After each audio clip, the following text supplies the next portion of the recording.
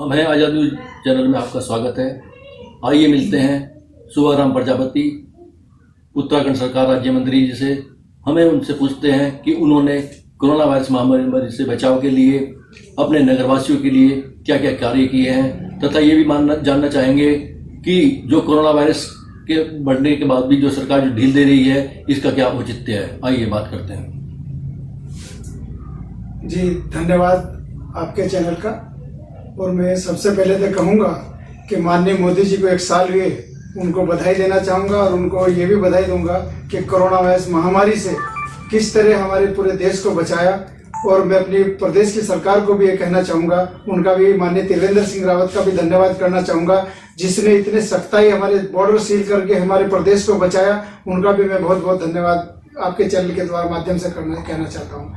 और कहना रुड़की का है, रुड़की में हमने क्या किया, रुड़की में नहीं पूरे उत्तरांचल में क्या, पूरी भारत में जो भारतीय जनता पार्टी का कोई कार्यकर्ता ऐसा नहीं जो अपने घर पर बैठा हो, चाहे वो भोजन वितरित करने का काम हो, चाहे मोदी किट देने का काम हो, चाहे पर्सनल किसी को घर में खाद्यान्न पहुंचाने का काम हो, और चाहे मास्क बांटने का काम हो, चाहे सैनिटाइजर का काम हो। मैं कहना चाहता हूँ कि एक भी कार्यकर्ता ऐसा नहीं जिसने कुछ ना कुछ कहीं ना कहीं कोई ना कोई कार्य नहीं किया। तो मैं ये कहना चाहता हूँ, मेरे द्वारा भी 5000 मैंने खुद मास्क बांटे, सैनिटाइजर दिए।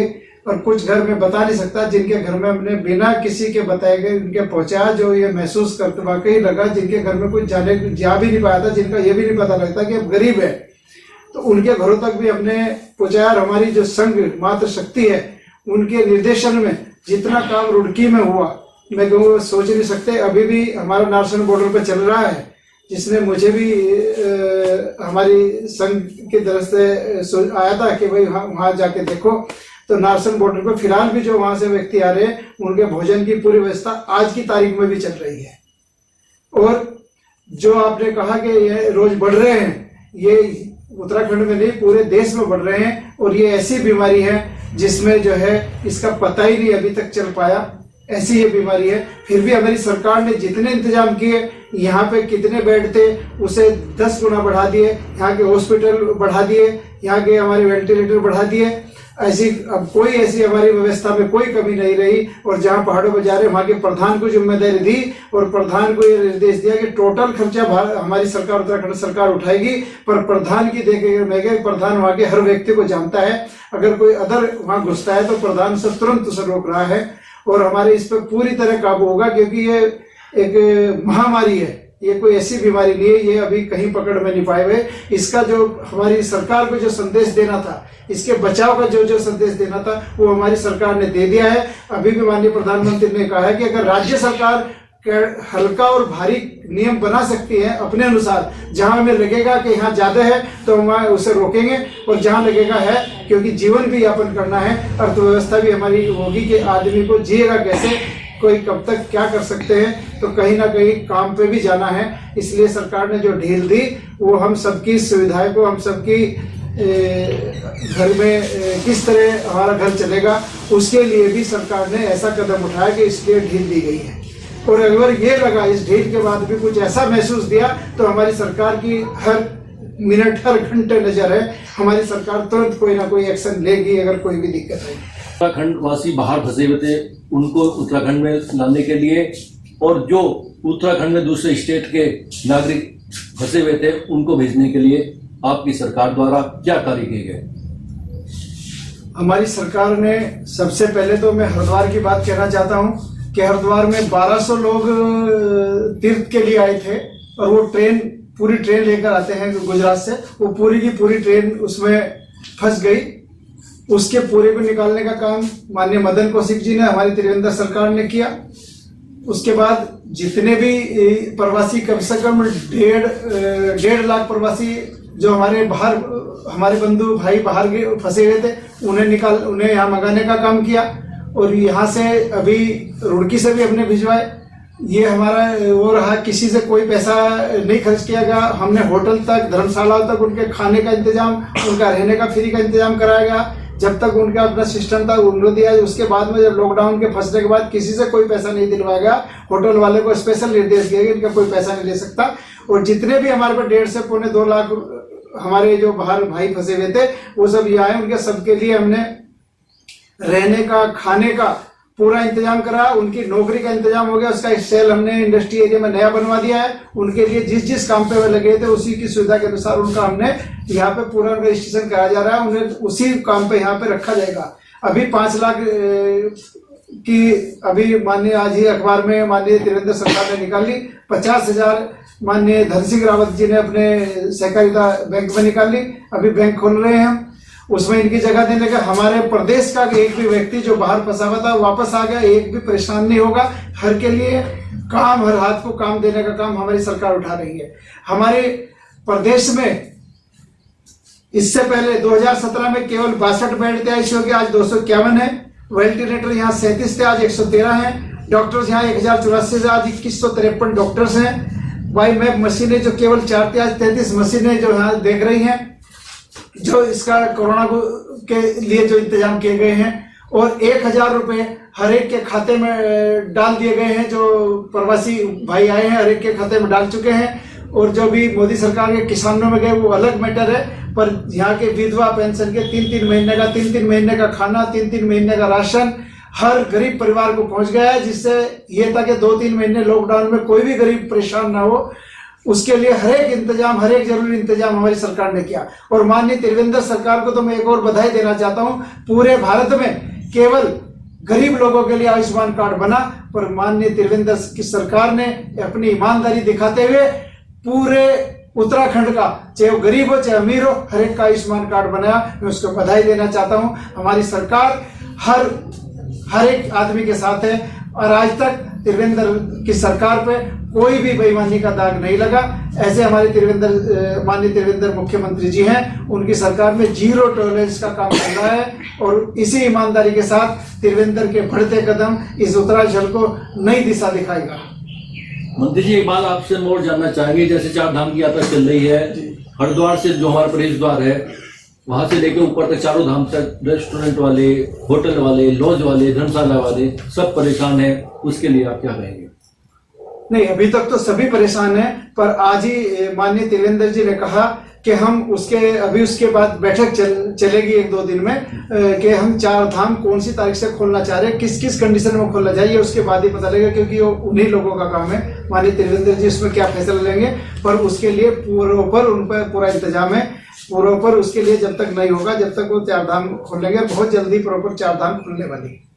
एक बात और हम आपसे जानना चाहेंगे, और आप कि जो होटल वाले हैं, लॉज वाले हैं, धर्मशाला वाले हैं, उनका कहना यह है कि हमारा बिजली का बिल माफ किया जाए, क्योंकि हमारे पे कोई किराया नहीं आ रहा, कुछ नहीं आ रहा। इसके लिए आप सरकार से क्या कहेंगे? सरकार हर उस क्षेत्र में निगाह डाल रही है, जहां उसे माफ करना चाहिए उसका माफ जरूर होगा।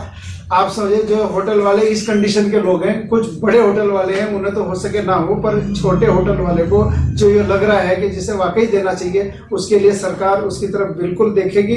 और जो 20 लाख करोड़ रुपया जो आया, ये कहीं ना कहीं उन्हीं लोगों में इसका सीधा जाएगा, इसमें कोई कोताही नहीं बरती जाएगी। अभी बिजली में जहां जहां भी उन्हें ये लगा वहां उन्होंने देने का प्रयास किया। अभी भी जो क्षेत्र छूटेगा वो उनमें सब में जाएगा।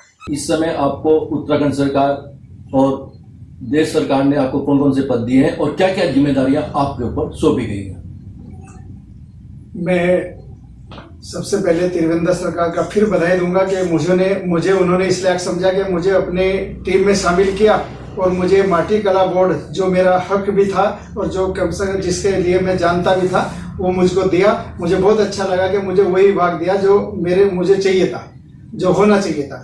तो मैं उनको बधाई देकर ये कहता हूँ कि मुझे माटी कला बोर्ड लिया। माटी कला बोर्ड में जो भी मेरे से बन पाएगा, मैं उसके लिए उस दिन से इस कोरोना में भी मैं कोई दिन ऐसा नहीं जाता, बचा के जहाँ भी मैं प्रयास होगा वहाँ जा रहा हूँ। अभी मैं 3 दिन पहले माननीय मदन कौशिक जी से मिला, मैंने उनके सामने समस्या रखी कि यहाँ पे नई टेक्नोलॉजी का कोई अभी ऐसा हमारे प्रशिक्षण केंद्र, अनुसंधान केंद्र नहीं बन पाया।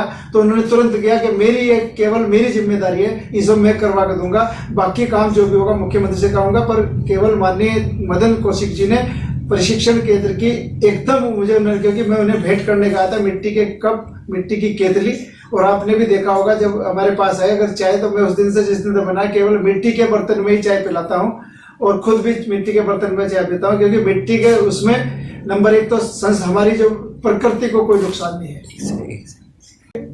मैं माटी कला बोर्ड मुझे सरकार ने दिया है, तो मैं माटी कला से, क्योंकि मैं खानदानी कुम्हार के घर में पैदा हुआ हूँ, मुझे मेरे घर में बर्तन बने हैं और बनते हैं, तो मैं इसके बारे में बताना चाहता हूँ कि जब मैं हर आदमी को बताना चाहता हूँ कि मिट्टी के गिलास में ही चाय पिए, मिट्टी के कुल्हड़ में चाय पिए, मिट्टी के बर्तन में खाना बनाए। जैसे मिट्टी की हांडी में पहले सब्जी बनाते थे, उसमें और आज कुकर में बनाने में कितना अंतर आ गया महसूस करेंगे, क्योंकि बीच में हमारी जो ये कला थी ये प्लास्टिक ने और इन बर्तनों ने छीन ली थी।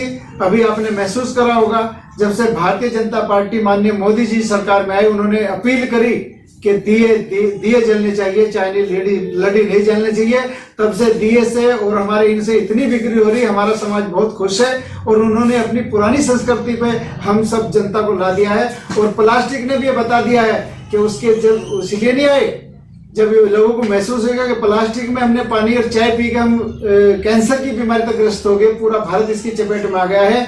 तो आज भारत की जनता भी जागरूक हो गई है। डॉक्टर दीक्षित का कहना है, माननीय मोदी जी का कहना है, त्रिवेंद्र सरकार का कहना है और मेरा कहना है कि हर व्यक्ति अगर मिट्टी अपनी पुरानी संस्कृति है, नंबर एक तो प्रकृति को हमने कोई नुकसान नहीं दिया। ये हमारा जो समाज है, कुम्हार समाज है, उसकी बनाई हुई वस्तु कोई भी प्रकृति को नहीं नुकसान दे रही है और स्वास्थ्य के लिए इतनी बड़ी लाभदायक है कि इसमें जो सब्जी बनाओगे उसके 100% गुण आपकी सब्जी में रहेंगे। किसी भी कुकर, किसी भी बर्तन में बनाए, उसके पूरे के पूरे आपको मिनरल नहीं मिलेंगे। हमारी मिट्टी के बर्तन में अगर आप सब्जी बनाएंगे तो पूरे मिनरल आपको मिलेंगे। तो मैं ये कहना चाहता हूँ कि पूरे भारत में आज मिट्टी का प्रचार हमने करना है। उत्तराखंड में मुझे जगह जगह जाके मिट्टी का प्रचार करना है। मिट्टी का काम कैसे बढ़ेगा, एक सबसे बड़ी समस्या जो मैं आपके माध्यम से कहना चाहता हूँ अपनी इसको, कि आज हमारे जो कुम्हार समाज है उस पर मिट्टी, जो कच्चा माल है उस पर मिट्टी नहीं रही, या तो मिट्टी वहां समाप्त हो चुकी या कहीं मिली थी तो और लोगों ने उस पर थोड़ा सा अपना कब्जा जमाए हुए हैं। और यह तालाब में इसकी मिट्टी होती थी, तालाब में मत्स्य पालन देख करके थोड़ा सा परेशानी होगी। आज हमारा समाज मिट्टी लाने में परेशानी महसूस कर रहा है। तो मैंने माननीय त्रिवेंद्र जी को ये 2-3 मांग रखी है, जो मेरी उन्होंने पहली, क्योंकि मैं नाजायज मांग भी नहीं करता, उन्होंने स्वीकार करी कि जैसे ही थोड़ा सा कोरोना से थोड़ा मिलेगा तुरंत इंस्पेक्शन होगा। हमें मिट्टी की बहुत बड़ी परेशानी हो रही है इस समाज को, क्योंकि मिट्टी अगर उसे आराम से नहीं मिल पाएगी तो उसे बनाने में दिक्कत होगी। जैसे कि आपको विदित है, जितने भी अधिकतर गांव में तालाब थे, शहरों में तालाब थे, उन पे भूमाफियों ने कब्जा कर लिया है, वहाँ कॉलोनियाँ बना दी गई है। तो जैसे आप कह रहे हैं कि मिट्टी का ज़्यादा से ज़्यादा प्रयोग करें, मिट्टी के बर्तनों का प्रयोग करें, लेकिन जब मिट्टी ही नहीं मिलेगी तो फिर कैसे इनका उपयोग होगा, प्रयोग होगा, बताइए। नहीं, मिट्टी की बहुत बड़ी समस्या होगी। या तो कुछ माफियाओं ने मिट्टी पर कब्जा कर लिया है तालाबों पे, क्योंकि तालाब से मिट्टी हमारी निकलती थी और वो तालाब कहीं ना कहीं खत्म हो चुके हैं। सुप्रीम कोर्ट में आदेश भी किया, उस पर भी काम चालू हुआ। फिर भी हमारे माननीय त्रिवेंद्र सिंह हमारे मुख्यमंत्री ने मुझे आश्वासन दिया कि कोई ऐसी मिट्टी नहीं बचेगी जो आपको दी हुई वो आपकी वापस होगी, हर हाल में उनको मिट्टी दी जाएगी। जिस गांव में नहीं है उस गांव में मिट्टी देंगे, और मिट्टी देंगे तभी माटी कला का जो काम है वो आगे बढ़ेगा और तभी हमारी संस्कृति बची रहेगी। अगर ये प्लास्टिक पर, क्योंकि हमारे मुख्यमंत्री की खास बात है, पूरे उत्तराखंड में उन्होंने प्लास्टिक को बैन कर दिया। और मुझे अभी उन्होंने बोला कि कुंभ में मैं प्लास्टिक नहीं घुसने दूंगा, आप जितने भी कुल्हड़, जितने भी बोतलें, जितने भी चाय वाले कुल्हड़, गिलास या चाय के जो भी बना सकते हो वो पूरे बना के तैयार रखें। कुंभ में कोई ऐसा कुल्हड़ किसी का नहीं बचेगा जो नहीं बिकेगा, वो हमारी सरकार की और माटी कला बोर्ड की जिम्मेदारी रहेगी। धन्यवाद। कैमरामैन संदीप परिवार के साथ मैं हूं मनोज शर्मा। हमें आगे